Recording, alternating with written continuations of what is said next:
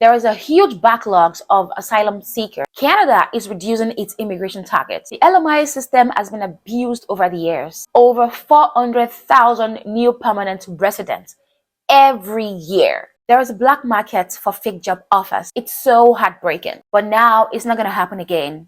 Not anymore. The system is on the serious strain right now. Is this the right move?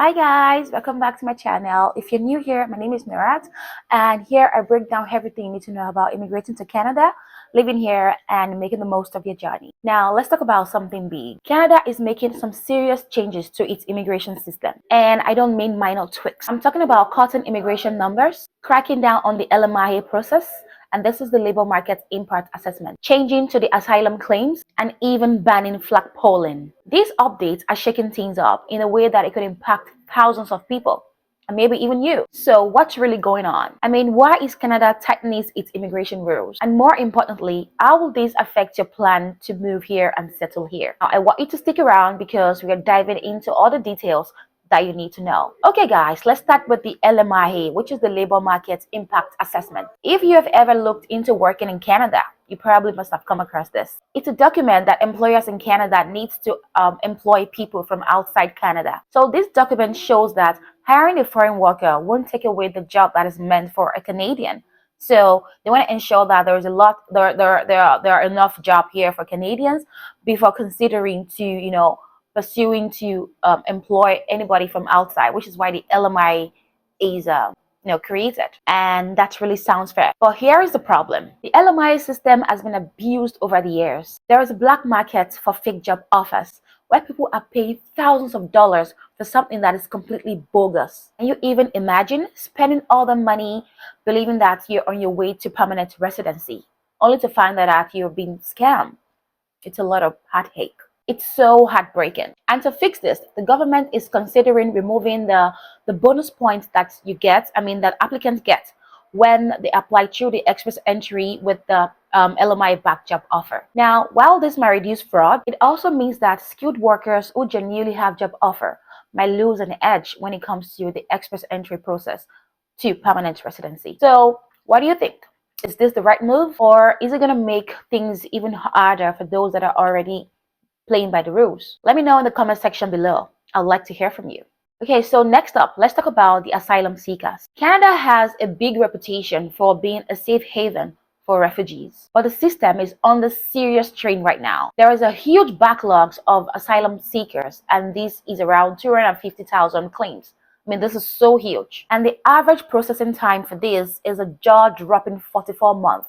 And these amount to about 4 years. About 4 years of waiting. Imagine leaving everything behind and fleeing your home country for safety, and only to come here and find yourself in a limbo, waiting for about 4 years before your application for asylum seeking. It's a lot, and it's tough as well. To address this, the government wants to speed up the processing time by cracking down on illegitimate claims while providing a quicker support for the genuine asylum seekers. Asylum claimants. But here's the tricky part.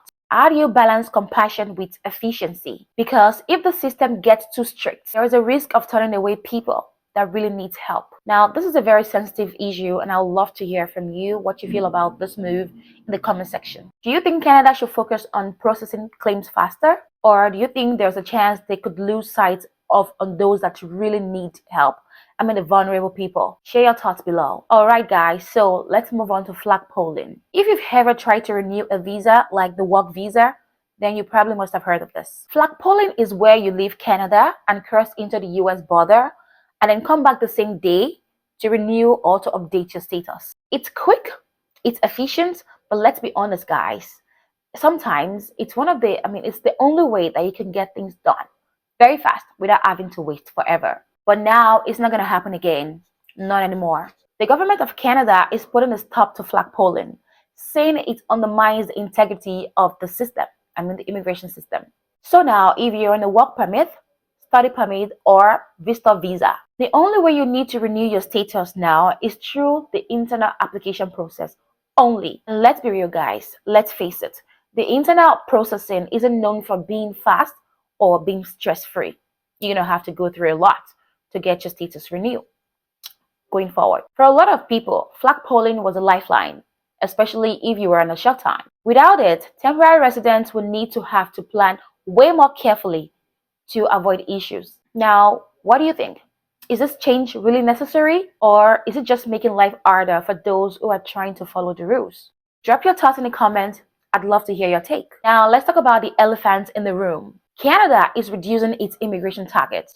This is no longer news because I have a video where I talk about this particular topic, like as a whole. If you're interested, I might drop the link in the comment section or in the description so you can watch it to learn more.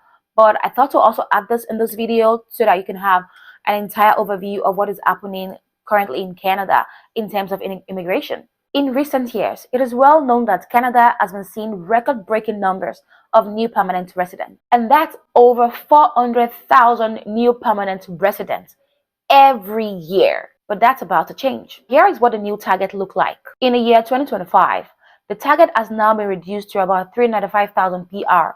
And I think this still makes sense. In 2026, it reduced further to 380,000 new permanent residents.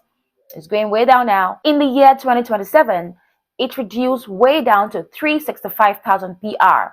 And you know what that means? The number might continue to drop if the economy isn't stable. The government says this is to ease pressure on things like housing, healthcare, and infrastructure. And honestly, guys, if you've been in Canada for a while now, you've probably noticed how hard it is to find affordable housing. Rent is sky high, and the housing market is no joke. A lot of people are not able to afford a home, to buy a home, or even to keep up with the rent.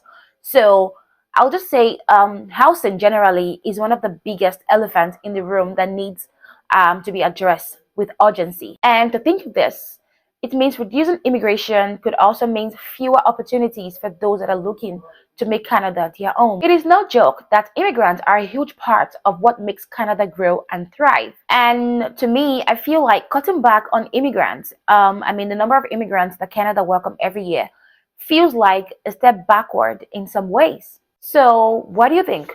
Do you think cutting back on immigrants will help fix the challenges that Canada is facing, or does it risk holding the country back? You can drop your thoughts in the comment section because I'm really curious to hear from you. Now, let's talk about what this means generally. So whether you're planning to immigrate, or you're already in the process, or you're already living in Canada on a temporary status, it is crisply clear that the immigration system is evolving. The government is prioritizing efficiency and fairness, but at the same time, it's making things more complicated. This is why staying informed is more important than ever. You need to know the rules, the current rules, plan ahead, and don't be afraid to ask for help whenever you need it. And hey, that's exactly what I'm here for. I'll keep bringing you updates, tips, and everything you need to navigate these changes.